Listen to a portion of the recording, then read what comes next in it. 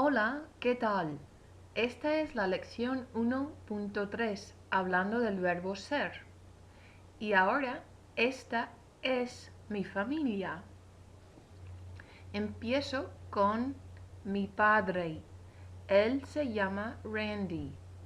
Ella es mi madre. Ella se llama Jan. Ellos son, ellos son de Texas. Yo tengo un hermano y una hermana. Y aquí soy yo. Me llamo Kate y él es mi esposo. Se llama Ryan. Ryan es muy generoso, alto y cómico. Mi hermano Jay también es muy alto. También es muy cómico. Él es arquitecto. Ella es la esposa de mi hermano. Ella se llama Carrie. Carrie es muy divertida, le gusta hacer ejercicio y ella siempre sonríe. Ella es mi hermana, se llama Erin. Su esposo se llama Chris. Mi hermana es de Texas también. Chris es de Texas, es de San Antonio. Carrie es de Missouri.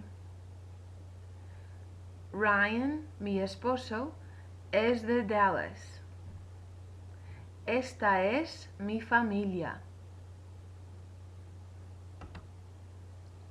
Okay, the verb ser. In that introduction to my family, you heard me using only the verb ser. I used a couple of other verbs, but the majority of the conversation used this one verb. Ser means to be. The important thing to note with ser is that in English it has various forms. We say I am, you are, he or she is, we are, y'all, that's vosotros, or ustedes, you guys, y'all are, and ellos, they are. Okay? So in English we also change the verb. In Spanish, the good news is each form looks pretty similar with most verbs. With ser, it's like it is in English. An is an are. In Spanish, it's very similar, very different forms for each person. I want to bring your attention to this setup and what subject pronouns are. This is important because we deal with these subject pronouns to practice verb conjugation. All that means is to be able to construct a sentence, you need to start with a subject, so a person, right? I, you, he, she, it, the dog, the house, a noun, right? So we use pronouns because we couldn't list out every single possible noun that exists. So we start with pronouns, and this helps us practice all the different endings for the verbs. In English, we have very few forms in the present tense. If we take another verb like speak, I would say I speak, and then I could create a full sentence. I speak Spanish, or I speak English. And then if I want to ask, do you speak English? Do you speak Spanish? But then with he or she, notice how in English you say he speaks. You have to add an S on the end. So there is a different form. There is verb conjugation, verb changing in English as well. So this is the format we use to practice verb conjugation, or changing the ending of the verb to agree with the person that goes with the action. Okay? So, thinking about subject pronouns, again, we're building sentences, and this is needed to build sentences. You start with this, and then you have a verb, and then you can complete the rest of your sentence. So Spanish has two subject pronouns that mean you. One is tú, with an accent mark over the U, and the other is usted. Okay? Usted is used in formal settings, with people you don't know, with people who you would want to show respect. And the tú, the familiar form of you, is used with friends and family, your peers, But the thing is, this form of you, usted, goes with this group when we're talking about the endings on verbs. So from now on, it'll be grouped with he and she. Okay? So here's an example of a difference. Tú eres de Canadá, ¿verdad, David? Or, usted es la profesora de español. So talking to David, who might be a peer, and then talking to your professor, or to a person who you think might be your professor, you might say, usted es la profesora de español. So notice how the form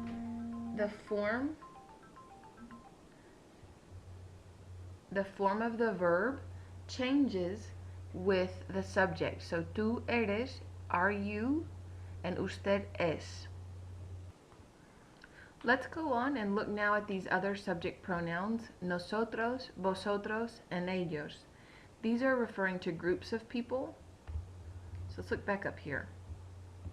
So all of these subject pronouns are singular, referring to one person. These subject pronouns are plural. Notice how there's two forms of each. Nosotros, nosotras. So we, as if you're a male and you want to say we, you will always use nosotros. If you're a female and you want to say we, so I could say my sister and I, and that would be we, right? Or my mom and my sister and I would say, I could either say mi madre, mi hermana, y yo, and then when I use the verb, I'm going to use the nosotros form. Or if I don't want to say my mom, my sister, and I can just say we, nosotras, and use this form. If I include my dad, I would say nosotros. So if there's a male present in the group that you're calling we, you would use nosotros.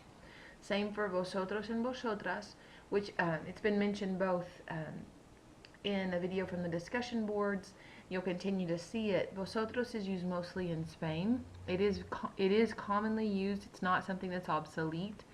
It's just mostly only used in Spain. It means y'all. It's an informal way of saying you guys or you all. Ustedes is the one more commonly used, and it's usually written as UDS period. And over here, usted is written as UD period, so you don't have to write out that whole thing.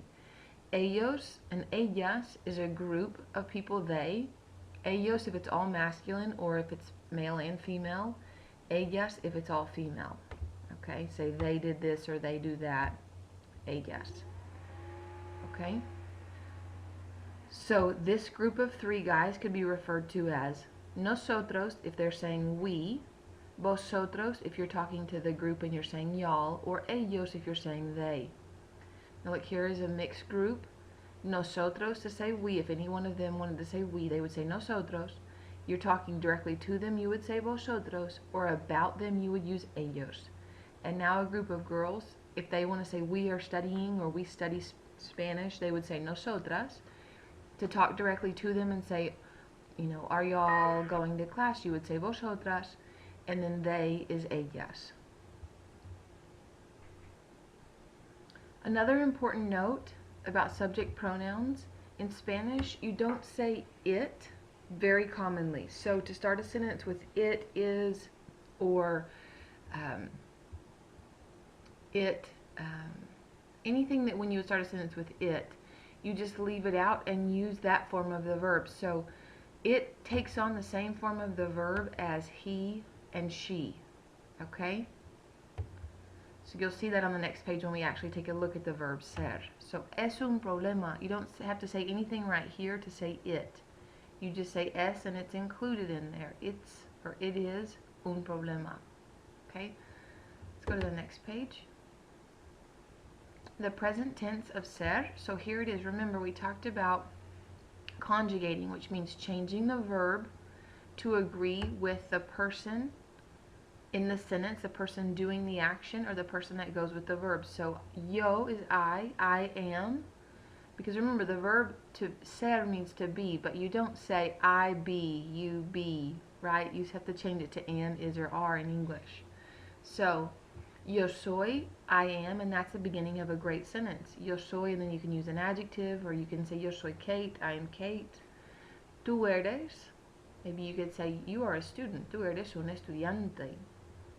Usted, so you sir or you ma'am.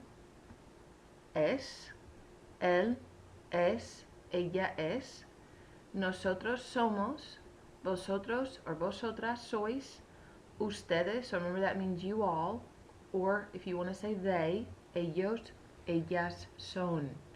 So that's the beginning of many, many, many sentences, okay? And this is an irregular verb there. You just have to memorize it, okay?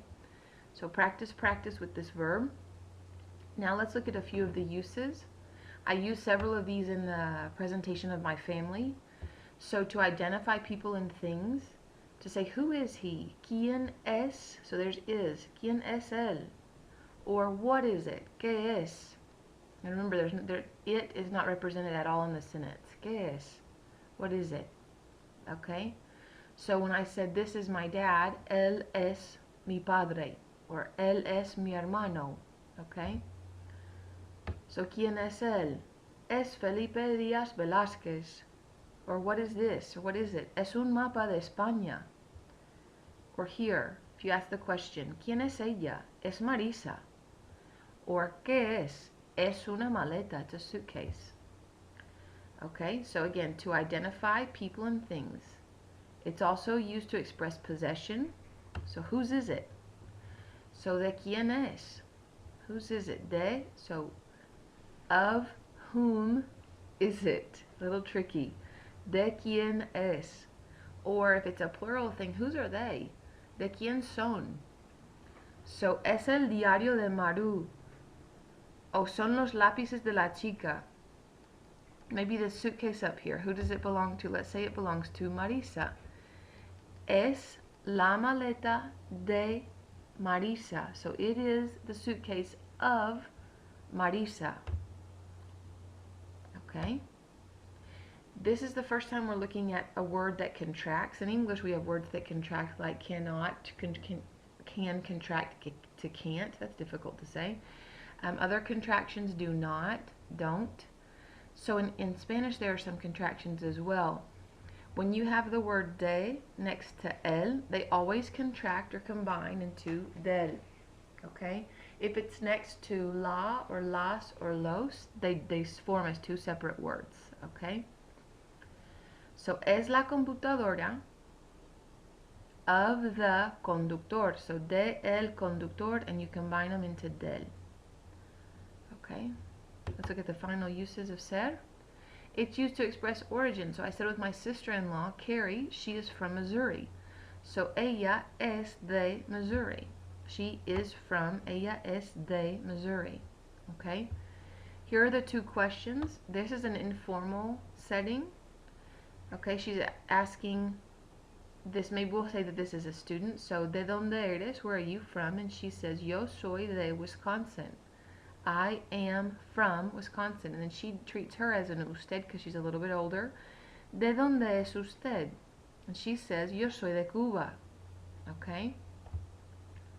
There's a few more examples of origin where someone is from.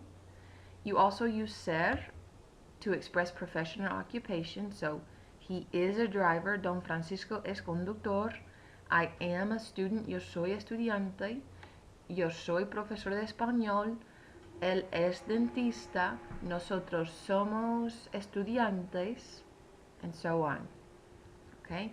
This says, unlike English, Spanish does not use the indefinite article un or una after ser when referring to profession. So instead of saying Marta es una profesora, to say her profession, you just say Marta es profesora. To say she's an excellent teacher, however, you would use una. Okay. So let's just look at, see if we can, so if you say Juan y yo, what would be the subject pronoun that you could use if you didn't want to keep saying Juan y yo? Nosotros. And then what would be the form of ser to keep working with that sentence? So nosotros somos amigos. What about Oscar y Flora? The subject pronoun, they, ellos. Son. Adriana, ella, es. Las turistas would be a group of they, so you could say ellos son. El chico, he, él es. And you try the last.